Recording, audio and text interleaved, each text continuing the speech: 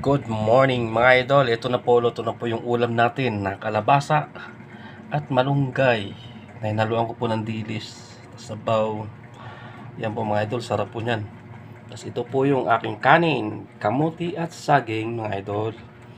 Yan. Tapos meron po tayong mensinis. Ayan po. Yun. Yan po ang ating kakainin ngayon mga idol.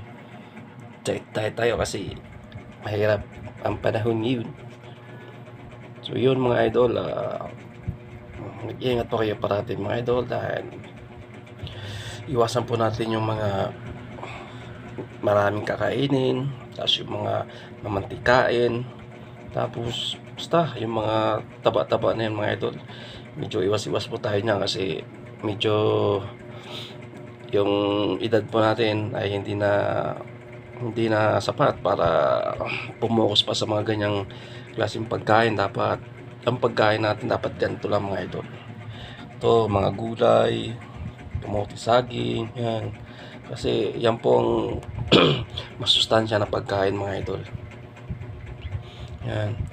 Pero idol, sana po mga idol, suportahan po natin ang aking video mga idol, mga subscriber ko po, maraming salamat. Mga followers, ingat po kayo parati mga idol. Shout out po sa inyong lahat mga followers. Maraming salamat po. Sana po gabayan po tayo ni God parati sa ating gagawin araw-araw pa mga idol, at mag-ingat po tayo parati mga idol.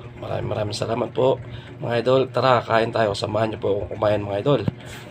Let's eat mga idol. Kain na yung kalabasa at diles mga idol. Yan o. Sarap. Yummy. May tanlad po yan mga idol. Nilagyan ko po yung tanlad. Tara, kain mga idol.